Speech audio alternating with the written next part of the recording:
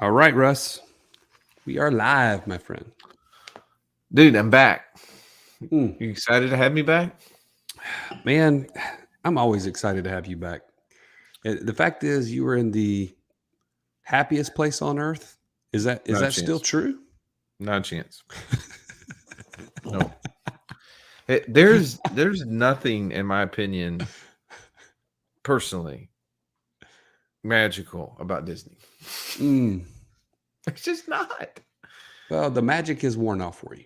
Let's just say it's no longer magical. Well, one, paying thousands, maybe tens of thousands of dollars to be motion sick is stupid. What was the ride that made you sick? What was the ride that didn't make me sick? Better question. So here's the ride that I rode that was the most sickening. The Transformer ride at Universal Studios. It's a 3D ride, and get this, I kept my eyes closed the whole time, Why? and I still got sick because it just shakes you around, and it's like objects flying at your face, in 3D. It's bad, And even with your eyes closed. even with my eyes closed. Mm, Um, that is no good. so passive income. We're going to share September's passive income report. Yes. Um, what's the most exciting thing about this report for today? I mean, it's a little personal to me. It's personal.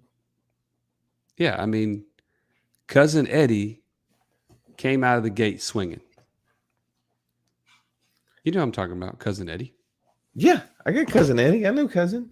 Cousin Eddie is my personal RV that we just got back from a major trip with, and in the process of that, was able to find a company that does RV rentals as their business, and they were willing to consign with me to use my RV in their fleet. And we There's just a lot of words to say. I bought an RV, I'm renting it, and I'm making money, and I called it a cool name. exactly. Yeah, that's the way to sum it up. But that Just to 'cause- me that's a standout. I don't care if it made $50. The fact is, it's out there. It actually made a lot more than that, but it's out there paying for itself and bringing some friends with it. I all mean, right. So here's a it's funny awesome. thing about your cousin Eddie. So when I was down at the beach, I like a moron that I am, left my credit card at the restaurant we ate at. Right. We then I remember it. I knew exactly where it was, but they were closed because it was morning time. So I just hit the little lock button on the phone app, and then I'm trying to book your thing later on in the afternoon. I'm trying to book your RV for a trip that's coming up in November, and it keeps coming back error code. It's not saying credit card decline, right? It's saying error code unknown error code, and I'm like, Joey's stupid RV website sucks. Like I'm over and over and again. I probably put it in 3 times, and once it error codes out, right, then it wipes all the information out. So Oh, then you're you have to starting go over. back, name, Yeah. email address, all the garbage, right? Put it back in there, and I'm like, I'm done. Like I'm done. If you don't book this thing for me over the phone, lady, I'm done. And she's like, well, it could be this. And then later on that afternoon, it hit me because I tried to book something else. It declined the card, and I was like, oh yeah, I Oh. forgot to turn that thing back on. Yeah, it could never have been something you were doing wrong, Russ. It had to be something wrong with the website. Yes. All right. Mm. All By the right. way, Let thank you for patronizing the cousin Eddie RV and go ahead and booking your family trip. That just means a lot to me. no worries. All right. So we got some work to do here. I want to share with those who are live with us. Please, if you haven't already, go check out our short-term rental mastermind class. It's starting next week. We're going to be talking in a second about our short-term rentals, which is one of the highest grossing every single month income streams that we have. I don't know what else, Joey, that we could do that I enjoy much more than this, but our STR Mastermind is starting next week. We have a few spots left. You got to take advantage of this thing. If you've even considered getting into the real estate game, go right now to what'swhatwallstreet.com/STR-mastermind. Join. Like, it starts next week. It is a full-on week-by-week process to get you your own short-term rental up and running. You've got our operator, the guy who's running almost 25 units for us. He is teaching it, and he's going to do 3 months of intense focus to help you get your first unit. And then you got 3 more months with him, with the group that you're going through it with, to be able to do all the frequently asked questions as you're getting it going. Joey, by the end of 6 months, how many units did we have going? Oh, thank you for putting me on the spot. So we started say, talking about this in May, right? Yes. That, in essence, because we went through the same sort of mastermind. We started talking about this in May. So 6 months later, November, roughly how many units did we have by November? I want to say it was like 10. Yeah, I think you're right. 10. Somewhere in that ballpark, 10 or 11. So in 6 months, you're going through this, you could have as many as 10 units, because we had 10 units. It's possible, for sure. But the bigger thing is this, Russ. In 6 months, it's what you gained that will get you to a scalable business that we've been able to create. You get everything. I was explaining this to somebody else the other day. We took an entire year of coaching to try to get to where we are with this. And our operators basically been able to take that information and condense it and say, what do you have to know to get yours up and going? And then to have all the systems to scale as quickly as possible. Because we're about financial freedom today, right? As fast as possible. All right. Let's still give it all away before we actually press record. So those of you who've been watching us live, we're about to do our live podcast that will come out in a couple of weeks.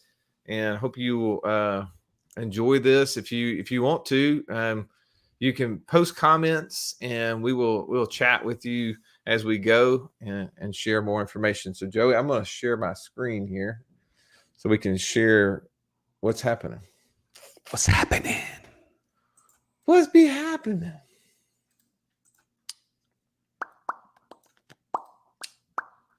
Got it? I got it. All right. Lead us off, Stallion. You want to try to do the intro right now, or do you want to try to do it separate? No, let's do it separate because we have another link for that. Okay. So for those, for our podcast editor, you can now start this podcast.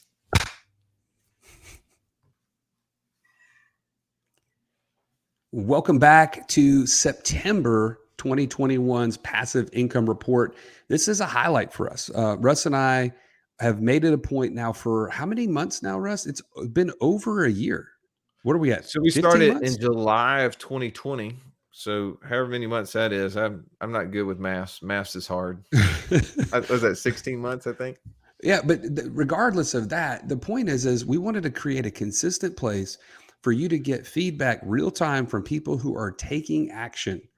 And we're not the sharpest guys in the world. You already know that if you listen to us for any amount of time. But it is possible to create massive amount of passive income if you just know who you are as an investor and you take massive action in that direction. So hopefully this inspires you. We're not here to brag. We're here to share, as Russ and I like to say, from one beggar to another beggar, where the bread is. And hopefully you'll find a lot of bread in this month's report. So this past week, Joey, when I was out, were you like reading a lot of books on how self-deprecating, humor will help you be more appealing to the listener? Like, you're really sandbagging yourself and me this whole intro. No, I did not do any of that reading. I was too busy handling all your crap all week. No, thank you, by the way. Thank you for doing that. I appreciate it. I don't know if you noticed. Did you happen to send me an email and see my autoresponder? Yes, I saw that. I'm out of the office. That means Joey has to do some work. I was like, wow. Thanks a lot, Russ. It was so good. How about my have an amazing day? I am. Yeah, I got a kick out of that. All right. So we're looking at a bunch of numbers here. If you're not watching this, you got to switch over to YouTube at some point and go see it so you can visualize. We created a spreadsheet where we're keeping up every single month, and we can go back into April when we actually started putting this on a spreadsheet for us. But it's interesting, Joey. You and I actually were teaching a group of entrepreneurs. I mean, a room full of people. I don't know. We had maybe 25 or 30 individuals in the room. There was a lot of star power, a lot of value in the room. And one of the things we showed is a graphic of how in August of 2020, our passive income was $3,500 for the month. Yes, I do recall. But you're laughing about that. $3,500 right now. If you got $3,500, as long as you are holding the steering wheel with one hand, put the other one up if you got $3,500 and wave at somebody, hit the horn and say, I got $3,500. Because I guarantee you, everybody you're passing right now on the road does not have $3,500 a month of passive income in it. In August of last year, 2020, that's how much we had. But in comparison to what we've done since then, it seems small. It seems silly, but that's because the momentum had to be built. It's like the flywheel idea, right? You have to kind of put so much effort into those first few rotations, and then it kind of takes off from there. And that's what we've really experienced. But when you see the growth, right? So April, May, June, July, August, now September, we're sitting here in September, and it was actually a down month for us. We brought in a little over $40,000 in passive income. Net of everything. Yeah. And I'm going to cry myself to my passive income pillow right now. Because I'm still going to sleep well knowing that we had $40,000 come in passive income. That's true. But there were some things that we had didn't go as great as it had in the past. And I want us to talk about this. But the one thing that is consistently crushing every single month is our land business. That's right. It's the slow and steady, man. I think of it like the tortoise that is just constantly adding a little by little every single month, and it's completely hands off. But to me, it constantly gives me peace of mind to know that there's no regulation that affects the land business, right? There's nobody that's going to come in and say, hey, by the way, in our area, we don't allow people to buy and sell land. Right. There's no HOAs to land flipping that I know. Exactly.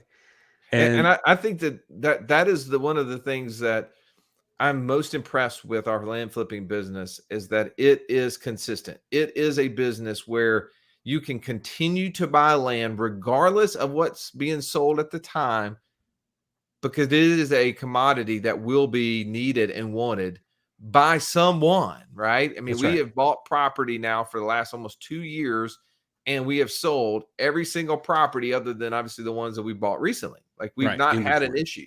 Now we've resold several.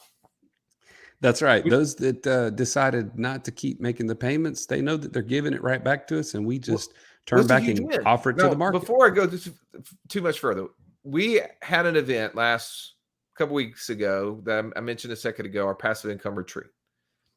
And the purpose of that retreat was to talk about how do we get our passive incomes up to 100% and then move it to the next mark, which would be 200%.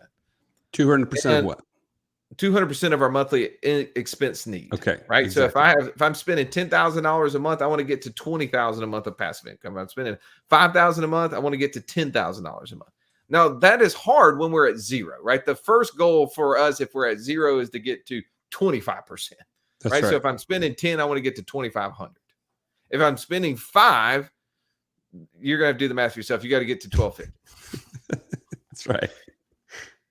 But Joey, how many people in the room, people who made well into the 7 and 8 figures, how many people in the room were not at 100%? Pretty much everybody. Pretty much everybody, right? So the beauty of this is that it's not like, oh, well, poor is me that I'm not there, right? I'm the one falling behind. No, you're at the same position almost every single other person is at. You have a chance. This reason we share this every month, as you said a second ago, is to inspire, is to motivate, is to say that you can do it in many different places. I don't encourage you to go out and get, I don't even know how many businesses are on this page right now. I don't want to try to count it. I'm not telling you to go do all of these things. Find one, right? Right now, we're in the process of launching our short-term rental mastermind. It goes live next week. I'm sure we'll have one in the future. You'll probably want to take part in it. If you're listening to this after the fact, go to wealthwithoutwallstreet.com/STR-mastermind. You can sign up for the next one that's coming. It's important because it is the thing that each and every month brings in the most passive income that we have, even in what we would call down months. Right now, the month of September is not a great travel month, Joey. It's not a month where we get lots of people coming into our travel destination city of Birmingham, Alabama. That's right. Travel destination. That's a good way of saying nobody comes here on purpose. They come because they have to Right. visit family or for ball games or whatever. But yeah, I get your point. But you're looking at this and you're saying, our business brought in roughly $60,000 of income in a down month. It's hard to say that that's a down month. Now, we had expenses, right? We run this business a little bit different than most people, meaning that we actually run it like a business. Good point. Yeah, and here's the thing is that our short-term rental mastermind will teach you, one, how to get it started, which is a job, and then two, how to turn it into a business, which is the passive side of this. Exactly. Because when we use the word we a lot in relationship to these businesses, but very few are we involved in. Good point. Otherwise, it couldn't really be on a passive income report.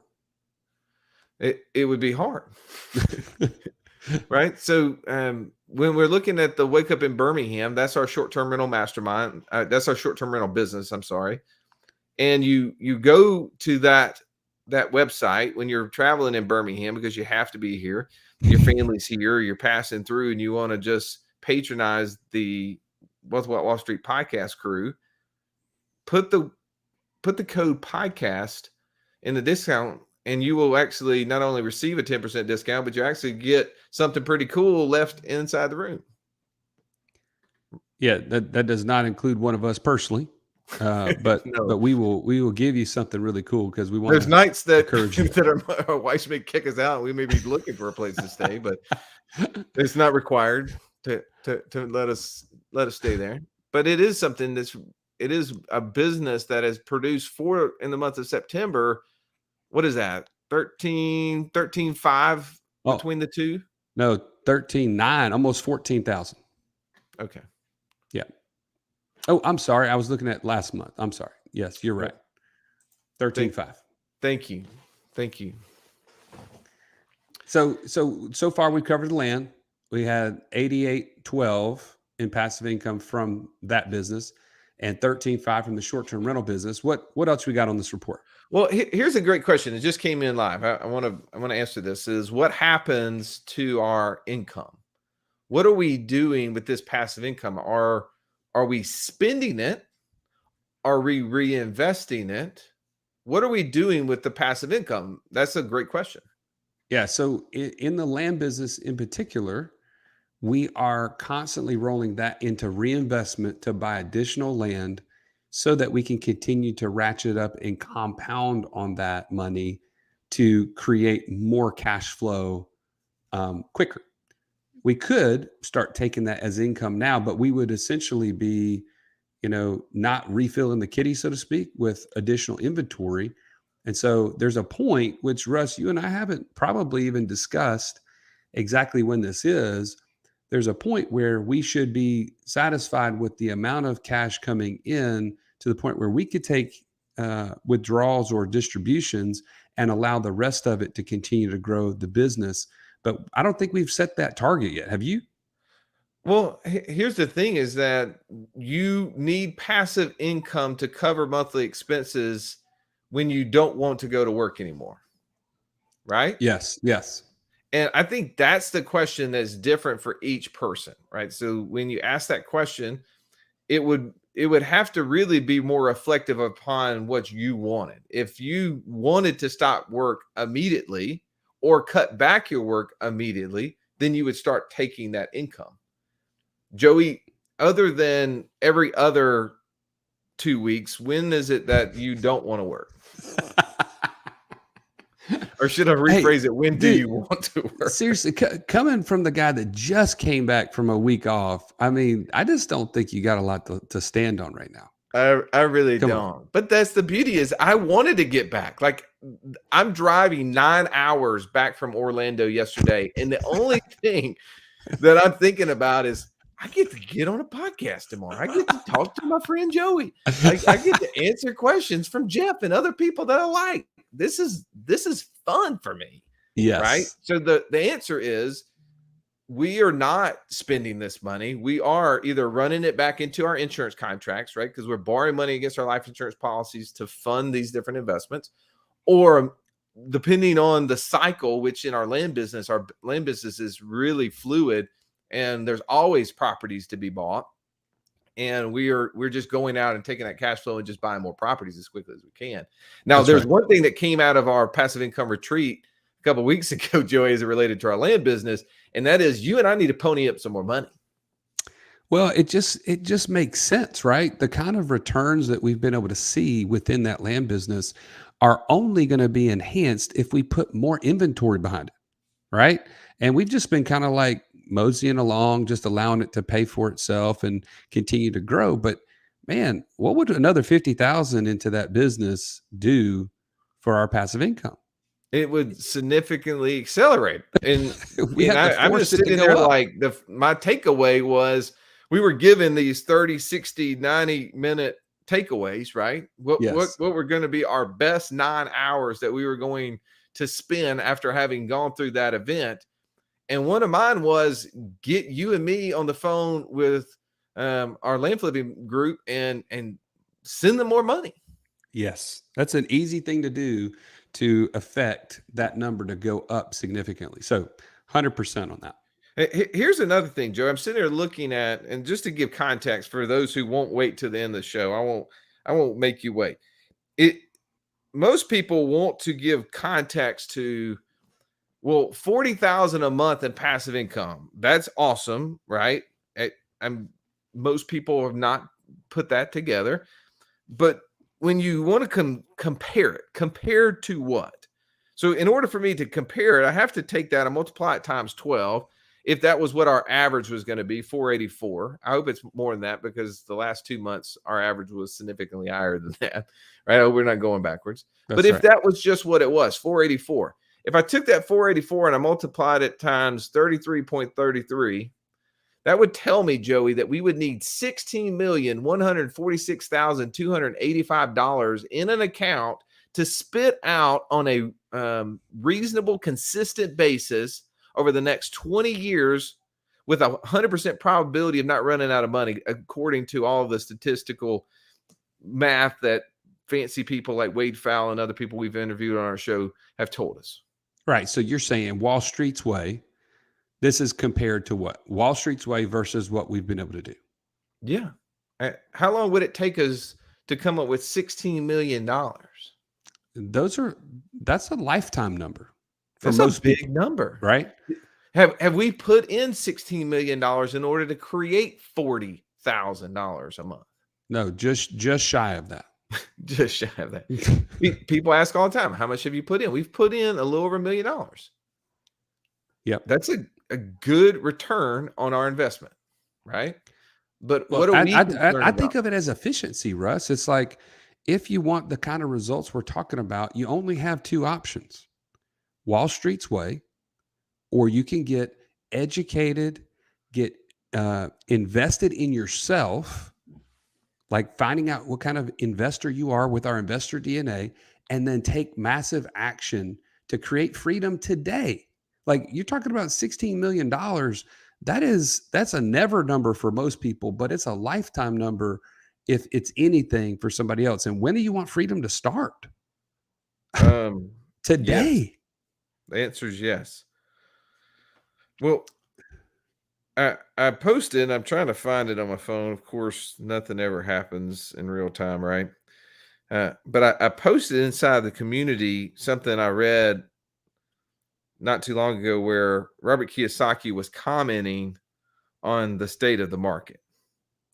And he said, again, he's no prophet, he doesn't have a crystal ball, but he's been pretty good with money. And here's Robert Kiyosaki's, I think, this is a Twitter post on September 26, 2021. It says, giant stock market crash coming in October. Why? Question mark. Well, the Treasury and the Fed are short of Treasury bills. Gold, silver, Bitcoin may crash too. Cash best for picking up bargains after crash. I'm going to read the rest of it, but here's an interesting thing. We were talking about this recently. When people are selling, you should be buying. When people are buying, you should be selling, right? You should be going against the grain, because Right. the Look world for has those never been right trends. about anything. So you need to literally be looking for the trends of what the markets are doing so that you could do the opposite, Right. right? And what is the thing right now that everybody is selling? Cash. They're selling cash. They're selling in more specific, because some people would say, well, man, the fiat currency is a bad place to be. I'm trying my best to get my money in digital currencies like crypto. That's not what we're talking about. No, I'm talking about they're buying everything they can possibly buy because everything seems to be in a shortage. Everything seems to be backed up, back ordered. I've seen just in the last 2 weeks, people talking about, oh my goodness, you better buy Christmas presents now because there are, there's so much supply that is being delayed. You might not have anything for Christmas. Well, so what they're doing is giving up their access to cash, right? So you and I have been stacking cash for long periods of time. And That's in right. essence, that's what this business is doing, right? What we're doing with this passive income is creating alternate streams of income. So, a second ago, I made the comment that we're not spending it. But here's the thing, is that we're not guaranteed tomorrow, right? I don't know. Our business could adjust, right? We could be one of the businesses that are negatively impacted by the next crash or whatever that is. That's right. Well, then the passive income would only supplement whatever income needs we had. So I could be turning this on. And the beauty of this is options, right? Exactly. This is what we're looking for, is options. So I'm going to read the rest of Robert Kiyosaki's quote. He said, not selling gold or silver. He's talking about himself. He's not selling gold or silver or Bitcoin. He's got a lots of it, but cash for life after stock market crash, because stocks are dangerous.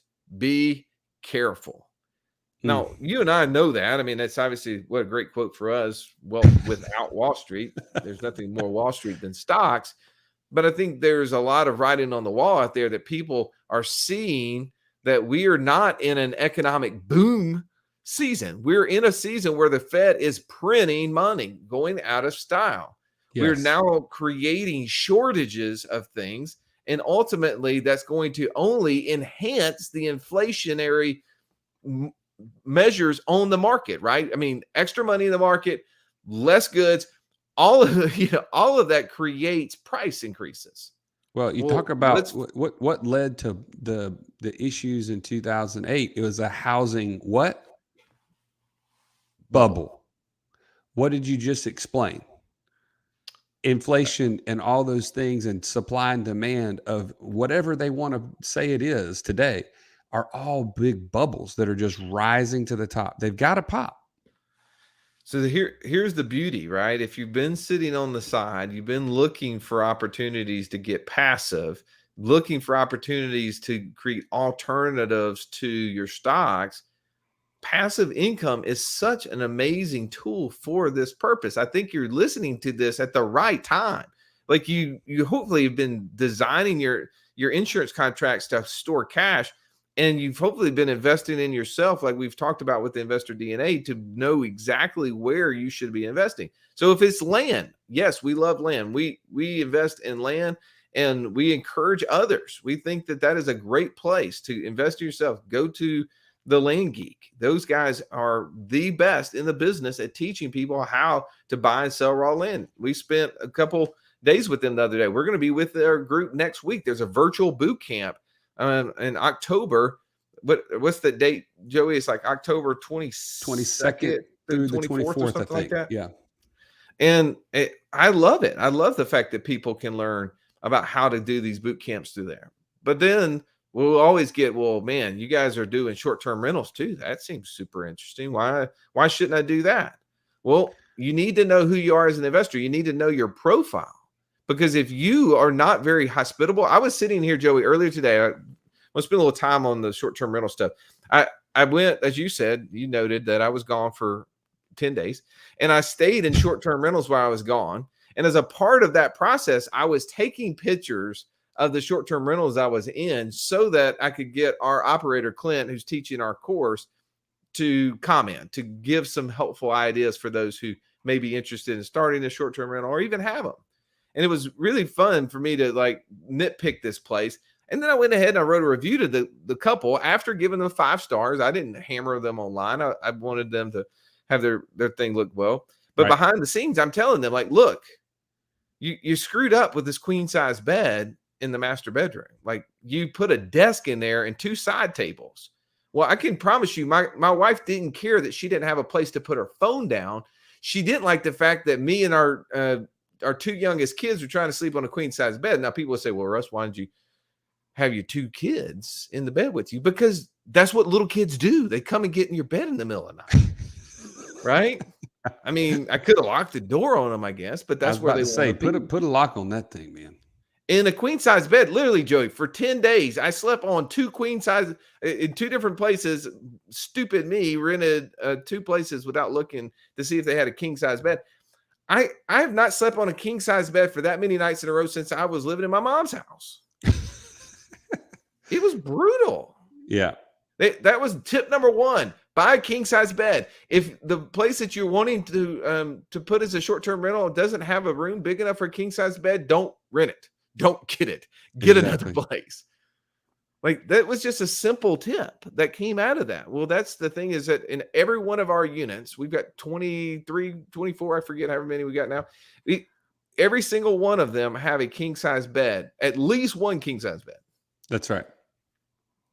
All right, Joey, when we were at the event, at the retreat, we also had one of the foremost experts. I would put him in the top 1% of people in the world in knowledge and in actually practicing what he's preaching as it relates to the crypto world. He was talking about Bitcoin. He was talking about cryptocurrencies and its value. Well, you and I, in our passive income report, we report on our Ethereum miners, our computers that mine the crypto. You want to talk about that a little bit? Yeah. So this month in particular, we were a little bit down, and I'm not 100% sure if that was just the price of Ethereum had dropped or if it was the efficiency of our miners. But this is the reality. When you have a mining computer, ours are a little over 3 years old at this point, and over time, the efficiency does drop. I actually did a quick audit of mine just a couple weeks ago, and found that they're still producing way more than it costs. So it's not bad. It's more than paid for itself over and over and over again. But the issue is that you maybe, need to continue to grow your mining kind of group and add additional computers over time. A lot of people ask us, well, who do you use for that? How do I get my hands on some of these miners?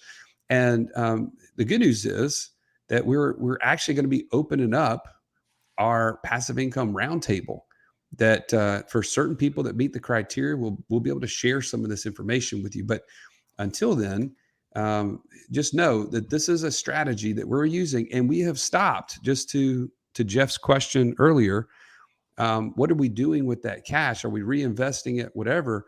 We've actually been banking that money into Bitcoin because we see the future of the currency, not seeing it as a cash flow as much as we could turn it into a cash flow immediately right now.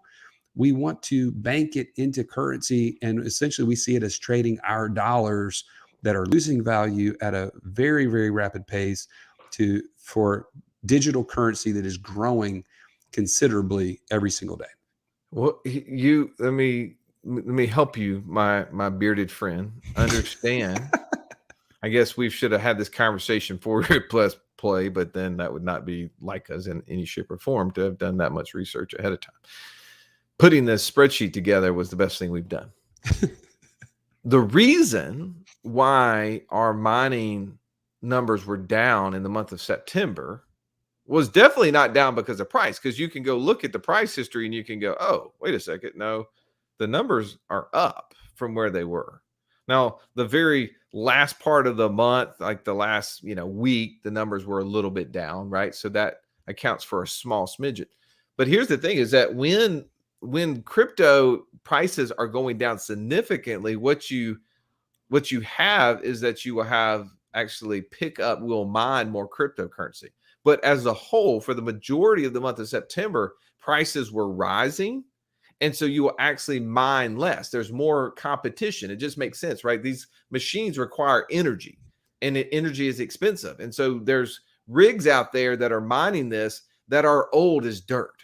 And I know that you and I have computers that are 4 years old, which in the computer world is like most of the people I work out with, they're in their 70s and 80s, right? That's computer years to that stuff. But it's definitely one of those things where when prices are rising, we actually mine less of the currency. And one of the questions that has just been posed is, well, you guys are showing Ethereum, and for those who are not crypto nerds, like the three of us are, we are there's a thing called proof of stake or proof of work. And in the mining world, proof of work is how we are getting paid. That's how we're getting these little small transactional fees paid in the cryptocurrency Ethereum. Well, Ethereum has come out and said, well, we're going to move and we're going to change to proof of stake, which means that you're now going to have to take Ethereum that you have and stake it in order to then be a part of the system. So there will be a change. There's been a lot of speculation as exactly when that will happen. Whether will it be late this year or will it be early next year? And based upon other experiences of when Ethereum said things were going to happen, my guess is the latter, and maybe even latter than that. At some point, though, we will be adjusting. We will move to other currencies to mine. We'll just change over our computers to mine other currencies. So until then, right now, our computers are efficient. They're designed and tightened up for the protocols for Ethereum. But yes, we will be adjusting at some point if that truly happens, which we think it will. But when it does, we will make some adjustments. We've actually been looking, and Joey and I were making some big investment into Bitcoin miners. Another big name brand. We don't show that on here. We own that currency as well. We're not mining it. We have been exchanging our Ethereum for Bitcoin. We believe that probably will be one of the major currencies that the world will use in the future. Could be wrong on that, but there's a lot of smarter people than us who have proved us the reasons behind making that maybe a more accurate statement than I would have thought a year ago. But yes, I do see us making some adjustments. But here's the thing, Joey, like when I look at Ethereum miners, I look at our land business or Wake Up in Birmingham, our short-term rental businesses. All of those are just different businesses that we're running, each producing more some month, less some months, but they're all contributing to the bigger number. That's and right. No different than our ATM business, right? Our ATM business kicked out another, $2,100 in cash flow. It was awesome. I saw a lot of people using ATMs machines when I was down in Orlando, and I was like, thank you. They You're didn't like know what high-fiving people. why I was thanking them when I walked by. I was just like, thank you. And they're like, I don't understand. Like, just keep contributing, right? And I love it. I appreciate it. But there's other things that are on this list too. Like you mentioned before we press record that maybe your favorite is this new RV that you have. Oh, yeah. Let me just say this. There's nothing cooler than going on a big RV trip with your family and having the freedom to do it because of this report. By the way, you and I look at this report, and that's one of the things that I can point to and say, I would have never taken a 22-day round the country trip with my family if we had not built this passive income. That is a tangible thing that I can point to that I can't tell you how many people I told that we went on this trip. And you know what their response was to me, Russ? What? I've always wanted to do something like that. And you know what the question that I didn't ask, but I knew would make them kind of squirm a little bit is, why haven't you done it? And the reason is they don't have the freedom to do this. Their job, their business, whatever it may be, is holding them hostage from this kind of a freedom that they want so badly. And so I'm sharing this to inspire you to say, man, this is a why. This is a big reason behind why we do what we do, is to provide freedom. And so the point is I was going to rent an RV to do that trip. And as I looked into the cost of doing it, I said, wait a minute, why don't I just buy one and then figure out on the back end how to turn it into an asset, not just a liability? And little did I know, in my backyard, there's a company that is overlandadventurerentals.com. You can look them up. They have a fleet of RVs and campers and little, tents that pop up on top of little trailers and things like this that they rent. They already have all the systems in place. They already have the manpower and the mechanics to keep these things rolling on the road. And they needed a large RV because they kept getting requests for things that can sleep more than 6. Of course, my RV sleeps 10. And they said, man, we'd love to consign that with you and us just share expenses and share the profits. And man, it came back. We came back from our trip literally the weekend before Labor Day. And by Thursday, before Labor Day, they rented it to somebody for 5 days. It came back for a couple of days. It was gone for 2 weeks. And a little bit later after that, it was rented for another like 5 or 6 days to go to Talladega Raceway. I'm talking about, I got all kind of cool stories we can share about who's rented this thing. But this is Cousin Eddie, the RV. And last month, in the very first month, it's debuting. It made $53.15 in revenue. It cost $28.87 in terms of management fees and any other expenses. So it netted $2,428 in its very first month. Let me ask a question. So was that a full month or a partial month? That's a full month. But the way that we've done the accounting on it is if somebody starts a trip at the end of a month and it goes over into the next month, I don't get paid on it until that next month's kind of shored up. And so I had it rented the end of September through the very first weekend in October. I haven't even seen the revenue for that yet. So here's the question. And I see one of our community members talking about how they've already got it rented for 8 nights coming up in a couple of weeks. Yes. And I have also booked the Cousin Eddie for a couple of nights at the beginning of November. So I'm going to have it pretty soon as well. Here's what I want to know. And this is what someone else is wanting to know. What'd you pay for it? So the whole RV brand new was about $100,000. Okay. If you would have rented it for the 22 nights that you were gone, how much was it going to cost? It was somewhere around $8,000. Okay. So let's just say you got 92 in it, right? Because those first $8,000 is what you were going to spend anyway. Right.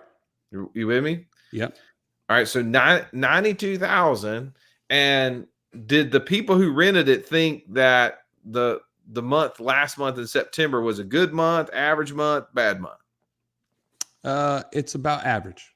About an average month. Okay, so we take 92,000, we divide that by 24.28. That tells me that in 37 months, it's paid for itself. That's right.